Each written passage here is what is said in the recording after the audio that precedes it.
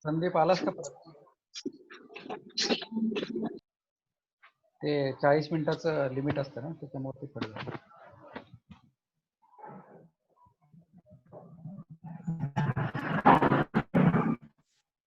Hello, हा संदीप, जीवन start करू शकतो? हा विल स्टार्ट. शेअर कर, स्क्रीन शेअर कर. I will mute everyone. You can unmute and share it. Yes.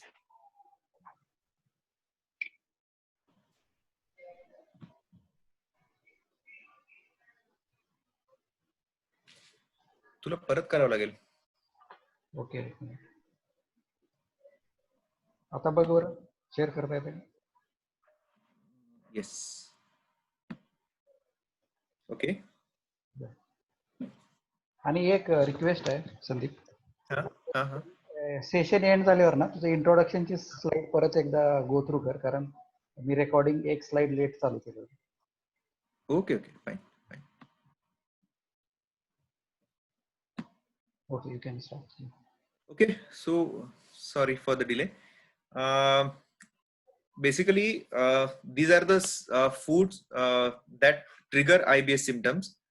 आपण रुटीन वापरण्यामध्ये ऍपल्स आहेत, बीन्स आहेत, ब्रोकोलीज आहे, कॅबेज आहे, कॅफेन आहे, कॉलीफ्लॉवर आहे, त्याच्यानंतर चॉकलेट्स आहेत, dairy products, fatty food, orange किंवा ग्रेप फ्रूट ज्युसेस आहेत, प्रोडक्ट्स आहेत. ज्या थोडक्यात सांगतो, IBS आपण कधी लेबल करू त्या गोष्टींना? If patient has symptoms of abdominal pain, जर आपल्याला सेंट्रल ॲब्डॉमिनल पेन असेल and usually the pain is relieved with defecation. Motion pass झाल्यानंतर जर पेन रिलीफ होत असेल तर majority of the times it is IBS. आणि जर तसे काही सिम्पटम्स असतील आणि विथ एक्सरसाइज, विथ जर डाएट चेंजेस ते जर आपलं नाही कमी होऊ शकलं तर आपल्याला मेडिसिन्स लागू शकतात. पण जर तो त्रास खूप जास्त सिव्हिअर नसेल तर we can always neglect it. So these are the low FODMAP diet. आपण काय खायला पाहिजे आणि काय नाही खायला पाहिजे याच्यासाठी ही स्लाइड महत्वाची आहे की we can eat majority of the things, not that just because we have allergy to certain items आपण जेवण करू शकत नाही की आपल्याला काहीच खाता येणार नाही, असा प्रकार नाहीये. We can always eat all these vegetables, fruits, proteins, fats, starches and cereals. पण महत्वाचं आहे, जसं इंडियन फूड मध्ये विदाउट गार्लिक बऱ्याचशा गोष्टी बनत नाहीत. तर ज्यांना IBS चा त्रास असेल त्यांनी गार्लिक अवॉइड केलेलं बेटर. ऑनियन्स अवॉइड करायला लागतात. ब्लॅकबेरीज वगैरे आपल्याकडे मिळत नाहीत, परंतु वॉटरमेलन आहे, सॉसेजेस आहेत, आमंड्स आहेत, पिस्ताज आहेत किंवा बीन्स आहेत. तर these are the things which needs to be avoided. आपल्याला लक्षात येतंय की आपल्याला IBS चा त्रास आहे आणि IBS चा त्रास आहे, परंतु देर आर सर्टन थिंग्स की ज्याच्यामध्ये IBS हे रिस्की फॅक्टर्स असू शकतात. म्हणजे आपल्याला वाटतंय की हे IBS आहे, somebody has told you that possibly this is IBS, but there are certain things which are alarming even in patients who have IBS. म्हणजे लक्ष बाकीच्या ठिकाणी नाही दिलं आपण तरी चालेल, IBS diagnosed आहे, but then you have these features, say blood coming in the stools, persistent pain. IBS मध्ये persistent pain कधीही नसतं. IBS चं पेन ऑलवेज इंटरमिटंट, स्पोरॅडिक, थोडस ऑफ अँड ऑन, कंटिन्युअस नसतं पेन, पण ऑन अँड ऑफ चालू असेल. जर पर्सिस्टंट पेन आहे, सिव्हिअर पेन आहे, सोबत फीवर आहे, वॉमिटिंग्स आहेत.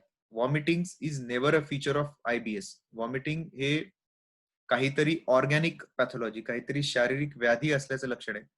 त्याच्यामुळे ज्यांना उलट्या होतात, ज्यांना डिहायड्रेशन होतंय, ज्यांना वेट लॉस होतंय, असं मी पहिले सांगितलंय, 10% body weight loss within 6 months or 15% within 1 year is considered significant weight loss. जर तेवढा आपला वेट लॉस जर होत असेल तर अॅनिमिया, वारंवार रक्त चढवण्याची गरज पडत असेल, अॅक्यूट प्रेझेंटेशन म्हणजे मला 10 दिवसांपर्यंत काहीच त्रास नव्हता आणि अचानक मागच्या 10 दिवसांपासून खूप त्रास सुरू झालाय, this is never IBS. IBS will always have long course. मागच्या 3 वर्षापासून चालू आहे, 4 वर्षापासून चालू आहे, हळूहळू वाढते, अनलेस स्पेसिफिकली आपल्याला माहिती आहे की काहीतरी इन्फेक्शन झालं होतं, डायरिया झाला होता आणि त्याच्यानंतर त्रास सुरू झाला. त्या सिनारिओ मध्ये पार्शियली अक्यूट प्रेझेंटेशन आपलं असू शकतं, परंतु सडन काही दिवसांपूर्वीच सुरू झालंय आणि नंतर मग आयबीएस कुणीतरी लेबल करतंय, तर it is majority of the times not IBS. आणि old age of onset, usually आयबीएसचा जो ऑनसेट आहे तो युजली सेकंड और थर्ड डिकेड मध्ये युजली प्रेझेंट होतात. ज्या लोकांना 50-60 वर्षानंतर सिम्पटम्स प्रेझेंट होतात, दे आर नॉट आयबीएस. तर आपल्याला कोणीतरी लेबल केलंय आयबीएस आहे आणि आपल्याला याच्यापैकी कुठलेही जरी सिम्पटम्स असतील तर it is always better to get check, कारण की this can be something else आणि आपण रॉंग ट्रीटमेंट घेत असो. गो थोडस वेगळं टॉपिक वर येऊ आता आपण.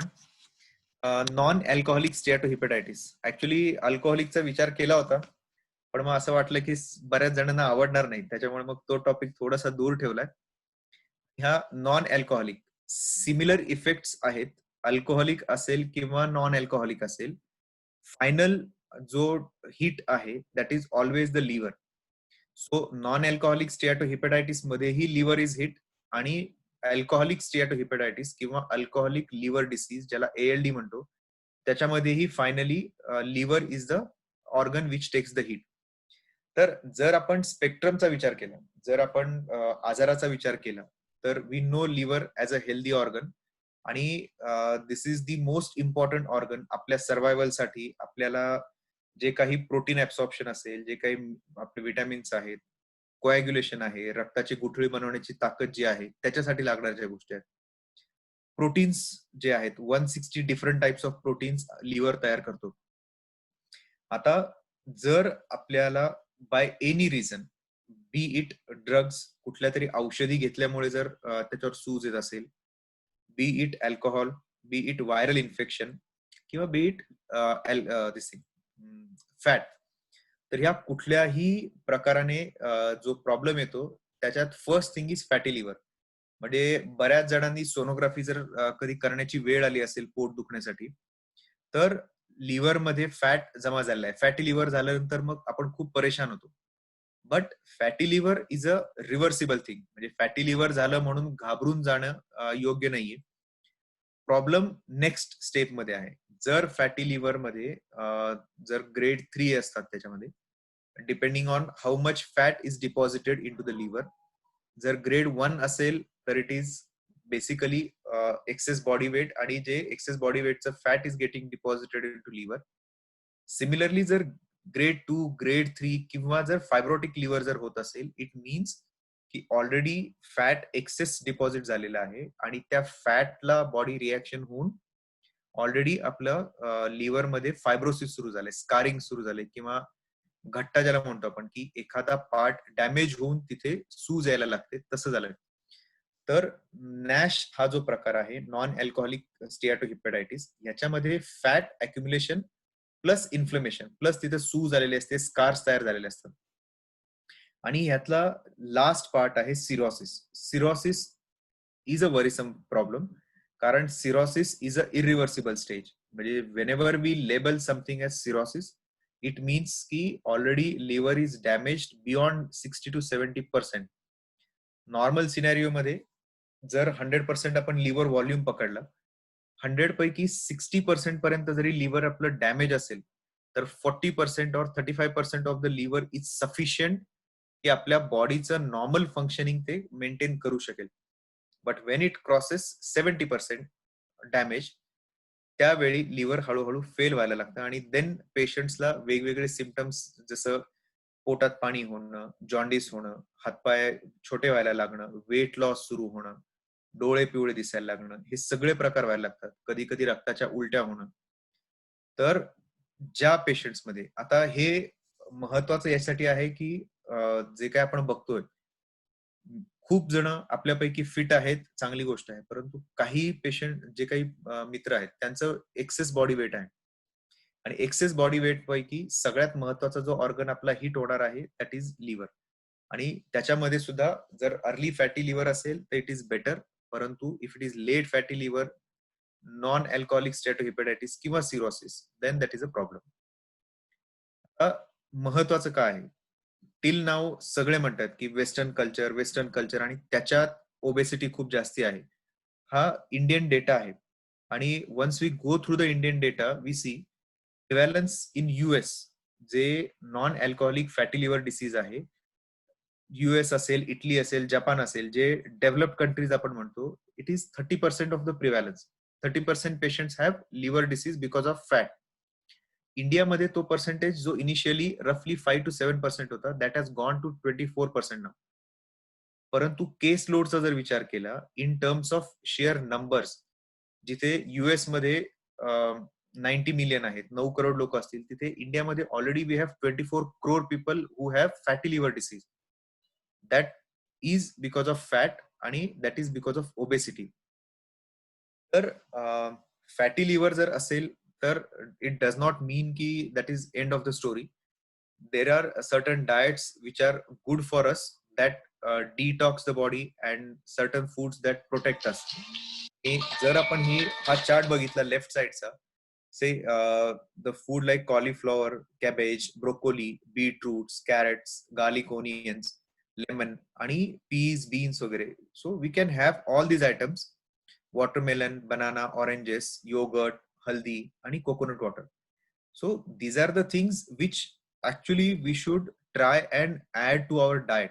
ज्यांच्यामध्ये पण ओबेसिटी असेल, ज्यांच्यामध्ये थोडंसं वेट एक्सेस असेल, त्या प्रत्येकाने ह्या सगळ्या गोष्टी आपल्या डाएटमध्ये इन्क्लूड करायला पाहिजेत, so that the liver is detoxified, liver is protected. आणि जर आपण सिम्पल लाईफस्टाईल चेंजेस, म्हणजे diet is a one part and second part is your lifestyle approach. जसं weight reduction. So if you reduce 7 to 10% of your body weight, we can achieve the target.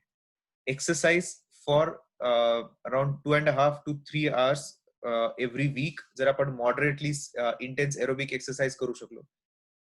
Exercises does not mean की तुम्ही weight ट्रेनिंगच करा. Exercises can be even cardiac exercise, simple cycling आहे, swimming आहे, running आहे.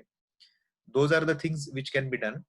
आणि diet मध्ये जर डेली आपलं जे कॅलरिक रिक्वायरमेंट आहे, आपण कॅलरिक रिक्वायरमेंट काढून जर आपण 500 किलो कॅलरीज जर आपण लेस घेतल्या रेग्युलर पेक्षा, पॉसिबली वेट लॉस लवकर होईल आणि पॉसिबली फॅटी लिव्हर पासून आपण नॉर्मल लिव्हर कडे परत जाऊ शकतो. डाएट, लाईफस्टाईल मॉडिफिकेशन्स हे सगळं फॉलो केल्यानंतर सुद्धा जर आपल्याला जे काही रिग्रेशन एक्सपेक्टेड आहे तेवढं रिग्रेशन जर नसेल मिळत, तर there are certain medications which help to remove fat from the liver आणि stabilize our liver functions. Certain things which should be taken आपण बघितलेत, and there are certain things which needs to be avoided. They are also important. Alcohol, smoking, nonveg food, packaged food, ज्याच्यामध्ये खूप साऱ्या गोष्टी आपण जे काय म्हणतो फूड साठी प्रिझर्वेटिव्ह जे टाकलेले असतात, दे आर नॉट गुड.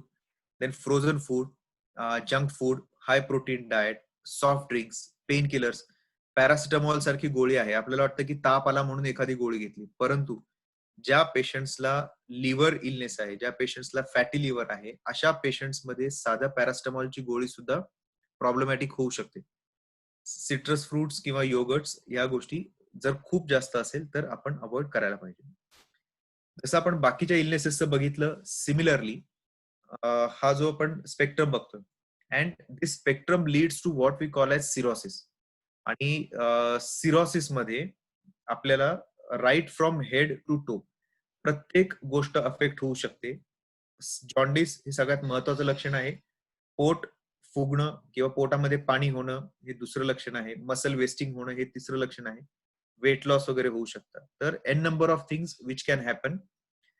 ज्यांना कोणाला फॅटी लिव्हर आहे त्यांनी आत्ताच एक्सरसाइज आणि डाएट ह्या गोष्टी जर सुरू केल्या, before it goes to cirrhosis which is irreversible stage, आपण लिव्हर आपलं वाचवू शकू.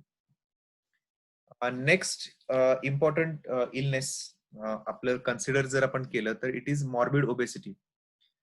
मॉर्बिड ओबेसिटी याचा प्रॉब्लेम स्टेटमेंट जसं आपण पहिले बघितलंय, incidence of fatty liver disease. Similar incidence इंडियामध्ये around 24 crore people are obese now out of 130 crores.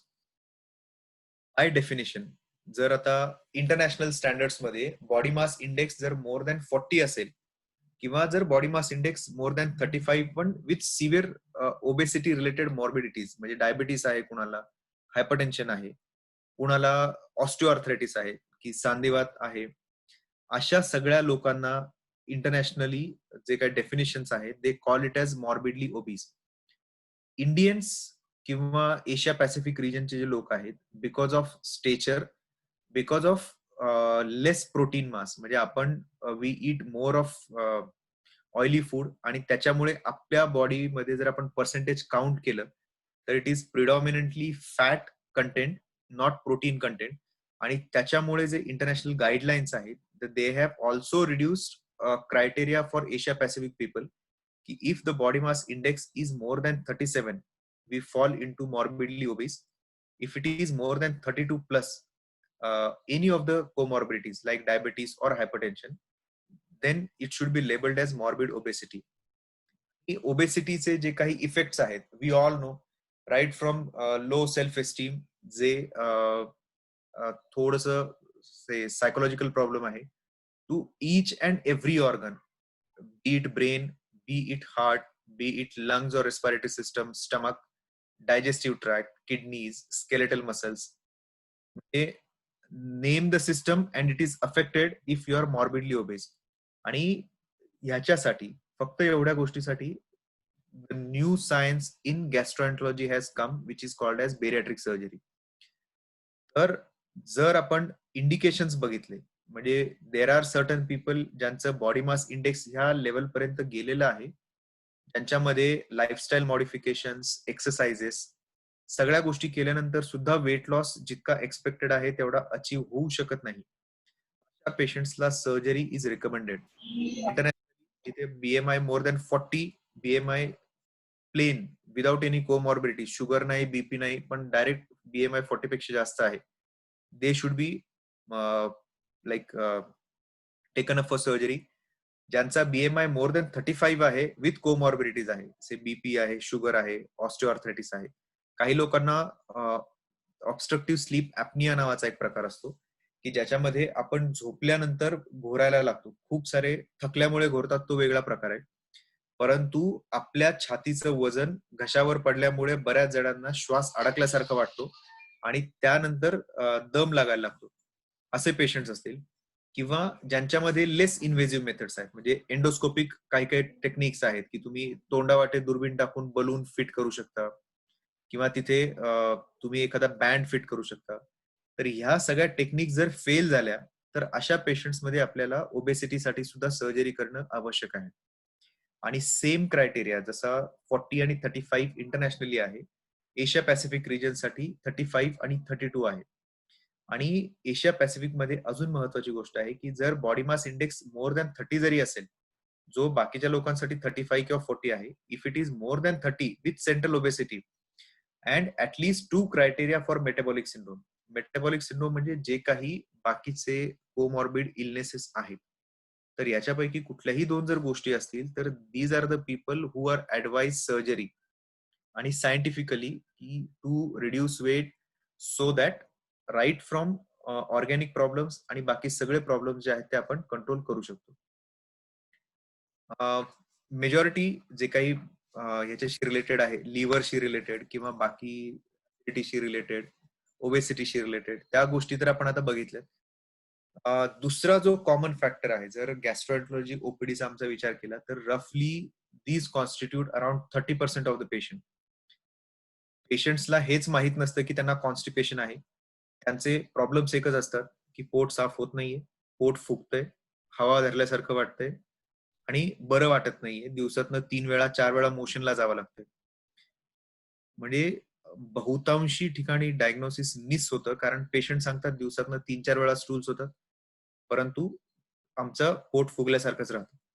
बऱ्याच जणांना डायग्नोसिस न झाल्यामुळे प्रॅक्टिकली 2 ते 2.5 वर्षांपर्यंत त्याची ट्रीटमेंट इनिशिएट होत नाही.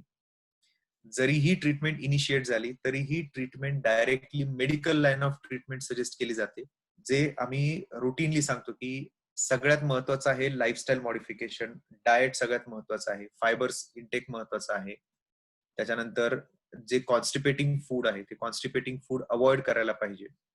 परंतु ह्या गोष्टी बाहेर होताना दिसत नाहीत आणि then people continue taking medication, ज्याच्यात हॅबिट फॉर्मिंग मेडिकेशन्स वगैरे बऱ्यापैकी ऍड होतात आणि नंतर मग पेशंटला त्रास होत राहतो. खूप साऱ्या लोकांना पाईल्सचा त्रास असेल, कुणाला फिशरचा त्रास असेल, कुणाला प्रोलॅप्स होतात त्याच्यामुळे, कुणाला फिशुलाज होतात. तर सिंपल, परंतु योग्य वेळी जर त्याचं लक्ष नाही दिलं तर हे सगळे कॉम्प्लिकेशन्स वरचेवर वाढत जातात आणि त्याचा त्रास होत राहतो. जर आपण कॉजेसचा विचार केला, जर आपण या स्लाइड्सचा विचार केला, तर लक्षात येईल की बिहेव्हिअरल डिसऑर्डर म्हणजे एखाद्या पेशंटला ऑटिझम आहे, एखाद्या पेशंटला अटेन्शन डेफिसिट जरी आहे, हायपर ऍक्टिव्ह चाइल्ड आहे, त्याच्यामुळे सुद्धा होऊ शकतं. सायकोलॉजिकली फक्त अँझायटी आहे तरीही कॉन्स्टिपेशन होऊ शकतं, कारण डेफिकेशनचं ऍक्ट जे आहे ते बरेचदा चुकीच्या पद्धतीनं दोन्ही ठिकाणी जोर लावला जातो, ज्याच्यानं मोशन पास करायला खूप त्रास होतो. डिप्रेशन आहे त्याच्यामध्येही त्रास होतो. लाईफस्टाईल फॅक्टर्स आहे, जसं डाएट आहे. कुणाला खूपच मैद्याचे पदार्थ, खूप बेकरी आयटम्स वगैरे खाण्याची सवय असेल, त्यांच्यामध्ये कॉन्स्टिपेशन होऊ शकतं. फ्लुइड इंटेक जर खूप कमी असेल, recommended is more than 2.5 to 3 litres. Indian scenario मध्ये atleast 3 litres water intake is must. परंतु बरेच जण की नाही ठीक आहे, मला पाणी प्यायची सवयच नाही, परंतु मी जेवणामध्ये घेऊन टाकतो. बहुतांशी लोकांना कमी पाणी पिल्यामुळे, बहुतांशी लोकांना कॉन्स्टिपेटिंग डाएट असेल. फ्रुट्स खातात परंतु फक्त केळी खातात, त्याच्यानंतर मैद्याचे पदार्थ घेत राहतात. तर ह्या ज्या सगळ्या गोष्टी आहेत ह्याच्यामध्ये अजून त्रास वाढू शकतो. फिजिकल ऍक्टिव्हिटी जर कोणाची नसेल, जर एखाद्याला एक्सरसाइजेस अजिबातच नसतील करत, these are also causes for constipation. आता जसं ह्या वर दिसणाऱ्या गोष्टी आहेत, ह्याच्या व्यतिरिक्त सुद्धा बऱ्याचशा गोष्टी आहेत, जसं इंटरनल काही प्रॉब्लेम्स असतील, कधी ट्युमर असेल, कधी कॅन्सर्स वगैरे असू शकतात ज्याच्यामुळे कॉन्स्टिपेशन होतं. कधी प्रिव्हियस सर्जरी झालेली असेल तर सर्जरीचं कॉम्प्लिकेशन म्हणून सुद्धा कॉन्स्टिपेशन डेव्हलप होऊ शकतं. कधी आतडीचीच मोटिलिटी कमी पडते आणि अशा वेळी खूप मेजर सर्जरीज पेशंटला लागू शकतात. तर कॉन्स्टिपेशन आहे आणि कॉन्स्टिपेशन लाईफस्टाईल मॉडिफिकेशन्सनं चेंज होत नाहीये, सिम्पल मेडिकेशन्सनं चेंज होत नाहीये, जे काही ऍडव्हान्स्ड मेडिकेशन आहे त्याच्यानं चेंज होत नाहीये. अशा काही पेशंट्स असतात की ज्यांच्यामध्ये कॉन्स्टिपेशन रिलीफ करण्यासाठी सर्जरीज लागू शकतात. आतापर्यंत आपण जे जे काही इलनेसेस बघितलेले आहेत, मेजॉरिटी इलनेसेस फक्त आयबीएस सोडून प्रत्येक इलनेस मध्ये सर्जरी लागू शकते. आणि हे जे आतापर्यंत आपण अलार्म फीचर्स बघितलेले आहेत, अलार्म फीचर्स याच्यासाठीच महत्वाचे आहेत की these are the things which require certain say either investigations or certain procedures to cure the disease. आजार बरा होण्यासाठी काही वेळेला शस्त्रक्रियेपर्यंत कुठल्याही गोष्टी लागू शकतात, त्याच्यासाठी हे अलार्म सिम्पटम्स जास्त महत्वाचे आहेत. तर कॉमनली सिम्पटम्स काय आहेत? एखादा पेशंट म्हणतो कॉन्स्टिपेशन आहे, बरेचदा लक्षातही येत नाही की यालाच कॉन्स्टिपेशन म्हणतात.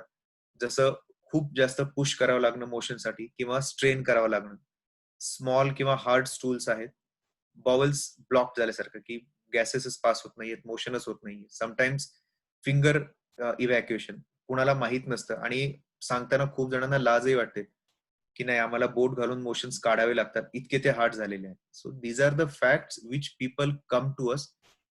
असं नाही की हे सगळं एल्डरली मध्ये होतं, या यंग पेशंट्स मध्ये हे होतं, राईट फ्रॉम एज ऑफ 20, 25, 30.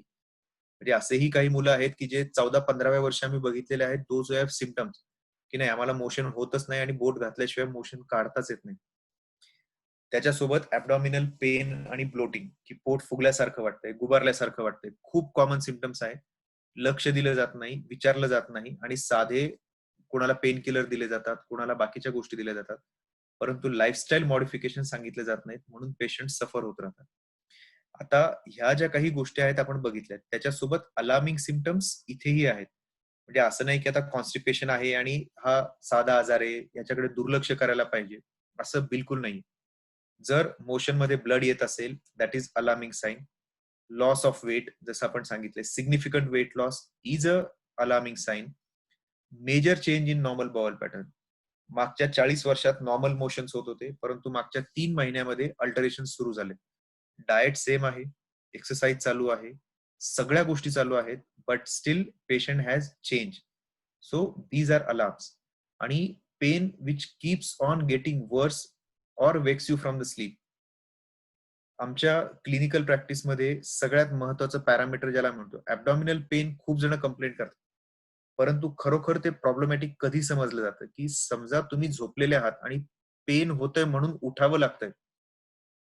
ज्याला कोणाला हे सिम्पटम्स आहेत, for us that is significant pain, ज्याच्यासाठी इव्हॅल्युएशन करणं, इन्व्हेस्टिगेशन्स करणं आणि गरज पडेल त्याप्रमाणे ट्रीटमेंट करणं आवश्यक आहे. तर एखाद्याला जर कॉन्स्टिपेशन असेल तर ह्या 4 गोष्टी आहेत ज्या आपल्यासाठी खूप महत्वाच्या आहेत. कधी पोटामध्ये गाठ आल्यासारखं वाटतं, परंतु सांगत नाही आपण, की नाही ठीक आहे, आम्हाला वाटलं होऊन जाईल, परंतु झालं नाही. ब्लड आलं, आम्हाला वाटलं होऊन जाईल, पण झालं नाही. आणि मग त्याच्यामध्ये 6-6 महिने जातात आणि पेशंट प्रेझेंट अशा वेळी होतात, की ज्यावेळी already they are beyond some definitive treatment. तर मला वाटतं ह्या सगळ्या गोष्टी महत्वाच्या आहेत. आणि another symptoms is less than 3 bowel movements without laxative per week. औषधी न घेता आठवड्यामध्ये 3 पेक्षा कमी वेळा जर मोशन्स पास होत असतील, तर that is a problem that requires evaluation. Common causes जे आता मी तुम्हाला सांगितलं, की enough fibre in the diet. आपल्या डाएटमध्ये फायबर्स नसतील, फ्रुट्स नसतील, सलाड नसेल, जर ग्रीन लिफी व्हेजिटेबल्स आपण घेत नसू, वी कॅन डेव्हलप कॉन्स्टिपेशन. खूप सारी लहान मुलं येतात जे हे सांगतात, की नाही आम्ही पालेभाज्या खातच नाही, आम्ही फक्त डाळी खातो, वरण भात खातो, दूध खातो, पोळी खातो, परंतु भाज्या खात नाही. Then त्याच्यात पोटदुखी सुरू होते, पोट फुगल्यासारखं वाटतं, शी होत नाही, रुटीन कंप्लेंट्स आहेत, त्याच्याकडे लक्ष देणं गरजेचं आहे. आम्ही रिकमेंड करतो की at least 1 meal should be green leafy vegetable. आपल्या डाएटमध्ये जर आपण एक जरी मील मध्ये पालक असेल, मेथी असेल, शेपू असेल इनकॉर्पोरेट करणं, दररोजच्या याच्यामध्ये सलाद इन्क्लूड करणं, एखादी तरी काकडी खाणं, एखादं गाजर घेणं, थोडासा टोमॅटो घेणं अत्यंत गरजेचं आहे. त्याच्यासोबत आपल्याला फ्रुट्स मध्ये एनी फ्रूट, फक्त केळी म्हणजे बनानास आणि पोमोग्रॅनेट, आपण जर अनार जर अवॉइड केलं तर that is better. Not enough liquids, जसं आता सांगितलं त्याप्रमाणे less than 2 litres of liquids per day, lack of exercise, low fat diets, medication. काही काही मेडिकेशन आहे जसं अँटॅसिड्स आहे. जर आपण मॅग्नेशियम कंटेनिंग अँटॅसिड जर घेत असू तर त्याच्यामुळे सुद्धा कॉन्स्टिपेशन अग्रेवेट होऊ शकतं. इरिटेबल बाउल सिंड्रोम, आपण त्याचे सगळे सिम्पटम्स बघितले, त्याच्यामध्ये कॉन्स्टिपेशन होऊ शकतं. Changes in life or routine, म्हणजे प्रेग्नन्सी असेल, ओल्ड एज आहे, ट्रॅव्हल हिस्ट्री असेल, टेम्पररी आहे, टेम्पररी असेल तर काही प्रॉब्लेम नाहीये, पण जर पर्सिस्टंट असेल तर that is a problem. Abuse of laxative, continuously जर मेडिकेशन घ्यावं लागत असेल, की पोट साफ व्हायला औषधी लागतेच आहे, तसं असेल, किंवा एक अजून महत्वाची गोष्ट जी सांगायची होती, की ignoring the urge to have a bowel movement. म्हणजे खूप वेळा असं होतं की आपण मोशन आलेले आहेत, परंतु that is not the place, आणि त्याच्यामुळे आपण स्टॉप करतो आणि देन वी फॉरगेट. खूप साऱ्या लोकांना वारंवार वारंवार असं करण्याची जर सवय लागत असेल तर त्याच्यामुळे सुद्धा कॉन्स्टिपेशन खूप अग्रेवेट होऊ शकतं. त्याच्यामुळे सकाळी सुद्धा रिकमेंडेड असं आहे की it should not be forced movement, की तुम्ही सकाळी उठला अशी सवय असेल. खूप जणांना सवय लागते सकाळी स्मोक केल्याशिवाय मोशन होत नाही, सकाळी काहीतरी गुटखा किंवा काहीतरी घेतल्याशिवाय मोशन होत नाही. तर तशा सवयी लावण्यापेक्षा ज्यावेळी आपल्याला अर्ज येईल त्या अर्जच्या वेळी जर मोशन पास केले तर हे सगळे प्रॉब्लेम्स आपण थांबवू शकतो. लाईफस्टाईल चेंजेस जसं increased fluid intake, eating more fruits and vegetables, eating more fibre, exercise most days of a week, and don't ignore the urge to have a bowel movement. जसं आपण ह्या गोष्टी बघितल्या, प्रत्येक बघितले, तसे कॉन्स्टिपेशन मध्येही काही काही गोष्टी अलार्मिंग आहेत. लॉस ऑफ ॲपेटाईट जर होत असेल, change in blood in stools असेल, एवढाच भात घेतलास पिंकी? एवढा कमी कसं चालेल? आणि भात दे तिला. फीवर असेल, ॲब्डोमिनल मास, जर हाताला काही गोळा वगैरे लागला तरी सुद्धा प्रॉब्लेम आहे. उलट्या जर होत असतील, जर age is more than 45 years आणि फॅमिली हिस्ट्री असेल, जर एखाद्याच्या फॅमिलीमध्ये कॅन्सरची हिस्ट्री असेल आणि पेशंटला कॉन्स्टिपेशन जर होत असेल तर that is a alarming feature आणि त्याला इन्व्हेस्टिगेशन करायला पाहिजे. सिमिलरली जर रक्त वारंवार कमी होत असेल, रिसेंट ऑनसेट असेल कॉन्स्टिपेशनचा, रेक्टल ब्लिडिंग, जर मोशन मध्ये ब्लड जात असेल किंवा मोशनचा मार्ग बाहेर पडत असेल तर दे आर ऑल अलार्म आणि त्याला इन्व्हेस्टिगेशन करणं गरजेचं आहे, त्याला फर्दर ट्रीटमेंट करणं आवश्यक आहे. तर गॅस्ट्रोएंट्रोलॉजी किंवा आपलं गट हेल्दी ठेवणं हे काही रॉकेट सायन्स नाहीये. From unhealthy food to healthy food जर आपण त्याला ब्रिज करू शकलो तर आपण healthy राहणारच आहे. Thank you for your patient hear. Questions welcome. Sheetal Sandeep तुला क्वेश्चन होता ना, Sandeep Kulkarni Sandy. Yes. Hi. Can we diagnosis fat liver on basis of हा प्रश्न विचारला Sandeep Kulkarni. Fatty liver on the basis of EMI. BMI च्या बेसिसवर आपण फॅटी लिव्हर डायग्नोज करू शकत नाही. फॅटी लिव्हर हे बेसिकली अल्ट्रासाऊंडचं डायग्नोसिस आहे. आणि आहे की याच्यामध्ये जसं अल्ट्रासाऊंडवर जर आपल्याला कळालं की याच्यामध्ये फॅट आहे तरच आपण म्हणू शकतो. बेस्ड ऑन फॅटी लिव्हर आपण नाही सांगू शकत. आमची शॉर्ट स्लाइड आहे, आपण करू शकतो तोपर्यंत क्वेश्चन्स. आमच्या हॉस्पिटल जे आम्ही आता नवीन सुरू केलंय त्याचा व्हिडिओ आहे. ओके. जीवन हा दिसतोय पण प्ले केला का? हा नाही आपण हो मी प्ले केलाय. आपण क्वेश्चन्स कंटिन्यू करू, हे चालू राहील त्याला, त्याच्यामुळे म्यूट केलंय.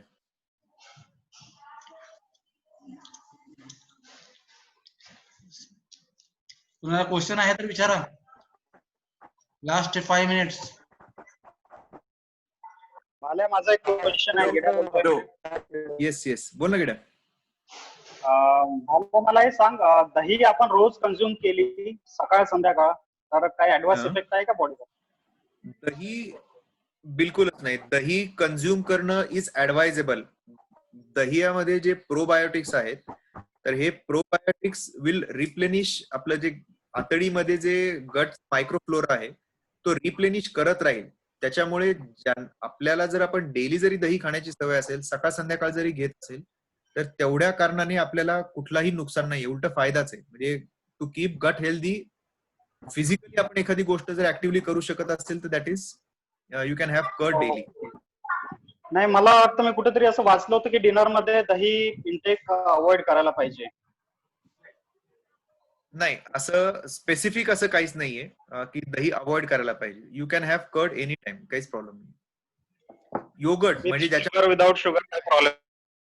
हा, जर तुम्ही शुगर ऍड करून जर घेत असाल ना तर दॅट इज अ प्रॉब्लेम. तुम्ही डायरेक्टली दही कंझ्युम करत असाल तर त्याचा प्रॉब्लेम नाहीये. Okay thank you. What about Maggi? Sandeep, लहान मुलांना मॅगीची खूप जास्त सवय असते. तुला जर कॉन्स्टिपेशन नको असेल तर मॅगी अवॉइड करावं.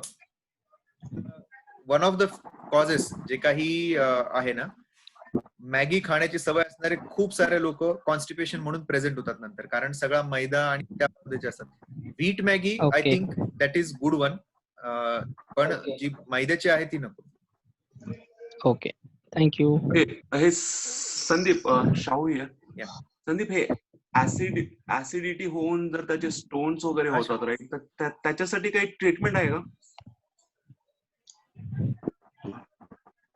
ऍसिडिटी फिजिकली ऍसिडिटी स्टोन्स मुळे होत नाही. ऍसिडिटी हा वेगळा कंपोनंट आहे, परंतु कधीतरी गॉल स्टोन्स मुळे, पित्ताशयातले खडे असतील किंवा पॅनक्रियाचे स्टोन्स आहेत त्याच्यामुळे पेशंटला पोट दुखू शकतं. आणि कुठलेही खडे असो, बीट गॉल स्टोन्स, पित्ताशयात खडे असतील किंवा पॅनक्रियाज मध्ये खडे असतील, कुठेही जरी खडे असतील तरी त्याला ट्रीटमेंट डेफिनेटली अवेलेबल आहे. I mean treatment without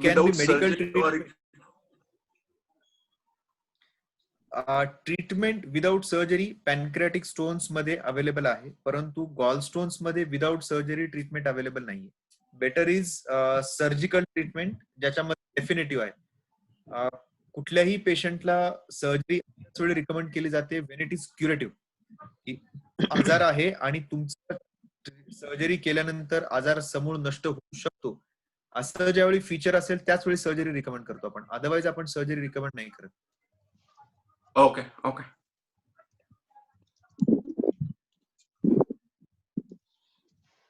Should we drink water while standing? प्रश्न आहे. बिलकुल. नाही, बसूनच पाणी प्यायला काही प्रॉब्लेम नाहीये. ओके. माझा एक क्वेश्चन आहे रे. हा ऑकेजनल समजा अँटासिड घ्यायची, प्रिव्हेंटिव्ह अँटासिड घेऊ शकतो का? ती कुठली घ्यायला पाहिजे? ऑकेजनल घेऊ शकतो. म्हणजे आम्ही तसं म्हणजे पेशंटला पण जे सांगतो की वीकली वन्स और ट्वाइस जर तुम्हाला घ्यावं लागत असेल की ऍसिडिटी आहे आणि आठवड्यातून 1-2 वेळा घ्यावं लागत असेल तर दॅट इज ऍक्सेप्टेबल. परंतु असं जर होत असेल की तुम्हाला डेलीच घ्यावं लागतंय, बेसिक प्रॉब्लेम काय आहे की एक पॅन्टाप्रोझॉल जर तुम्ही गोळी घेतली किंवा ओमेप्रोझॉल गोळी घेतली तर त्याचा इफेक्ट हा 7 दिवसांसाठी आहे. जे प्रोटॉन पंप्स आहेत ज्याच्यावर ह्या गोळ्या ऍक्ट करतात, एक गोळी घेतली तर ते सगळे प्रोटॉन पंप हे डिसेबल होऊन जातात आणि that disablement is for next 7 days. तर 7 दिवस तयार होऊ शकत नाही. परंतु जे काही प्रोटॉन पंप्स आहेत तर एव्हरी डे रिप्लेनिश होतात. म्हणजे जर तुम्ही आठवड्यातनं 2 दिवस घेतला त्या दिवशी जे प्रोटॉन पंप्स तयार होणार आहेत those proton pumps will create acid, जे बाहेरून येणारं जे काही फूड मध्ये काही कंटॅमिनंट आहे त्या सगळ्या गोष्टीला ते न्यूट्रलाइज करू शकेल. कम्प्लिटली हे नकोय. म्हणजे जे ऍसिड एन्व्हायरमेंट आहे ना दॅट इज रिक्वायर्ड. त्याला तुम्ही अँटॅसिड्स देऊन जर त्याला करून टाकलं तर आपला जो इम्युन रिस्पॉन्स आहे तो कमी होतो आणि ऍसिड तयार नाही झालं तर हळूहळू चालून त्याच्यामध्ये कॅन्सर वगैरे होऊ शकतात. म्हणून पीपीएस डेली डोसवर नॉट रिकमेंडेड. डेली नाही, समजा एक महिन्यातून एखाद्या वेळ घ्यावं लागतीच मला.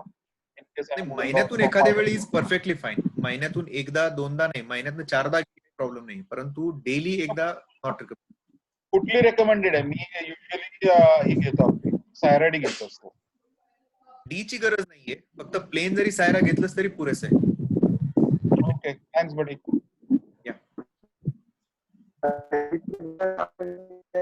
हॅलो हॅलो हॅलो, सुषमा बोलतीये हाय डॉक्टर. हाय हाय बोला. ना I think I am the only one पेशंटशी रिलेटेड आहे ना, बाकी खूप सगळे सारे नवीन आहे. खूप सारे वेलकम वेलकम. सॉरी, मी हॉस्पिटल पण व्हिजिट केलेलं आहे, त्याच्यामुळे वंडरफुल आहे hospital and wonderful treatment. I must say thank you. माझी आई म्हणजे खूप खूप काय म्हणतात त्याला, रिकवर 10 वर्ष परत गेली आहे ती, म्हणजे एवढी खुश झाली ती आताची रिपोर्ट पाहून. आणि thank you so much. It's all credit goes to you, your team, hospital आणि ते आणखीन एक डॉक्टर होते ते पण. Yes thank you. त्यांचंही खूप लवकर काढले मी. Thank you so much. ती खूप फॉलो करते तुमच्या सगळ्या इन्स्ट्रक्शन्स. ग्रेट. आणि खालच्या डॉक्टरना स्पेशली मला म्हणले की ज्यांना कोणी operation it was very nice. आणि त्या डॉक्टरला पण थँक्यू सांगा म्हणले, खूप छान झाले. म्हणजे ते सगळे काय प्लास्टिक होतं ते सगळं डिझॉल्व्ह झाले म्हणले बँडेज न. तर थँक्यू सो मच. वेलकम. माझं no more question. Bhalia, one question I have. Yes. Hi Ranga. Anything? Hi. Are children मध्ये like do you recommend any like any symptoms to look out for? Like my kid, right? For example, he has reflux multiple times. Like twice or thrice in a month he will vomit all his food. He will start coughing in the evening. So we are not able to diagnose correctly कि क्या है. Fine. See, आमच्यासाठी जो reflux आहे, reflux when we call it as significant. जर आठवड्यामधून 2 वेळेपेक्षा जास्त दिवस जर सिम्पटम्स असतील, weekly twice, if patient has symptoms weekly twice for more than 6 months, endoscopy is must. ठीक आहे. जर त्याला महिन्यातून एखाद्या वेळी होत असेल तर probably it is lax junction, ज्याच्यामुळे त्याला सिम्पटम्स येत आहेत आणि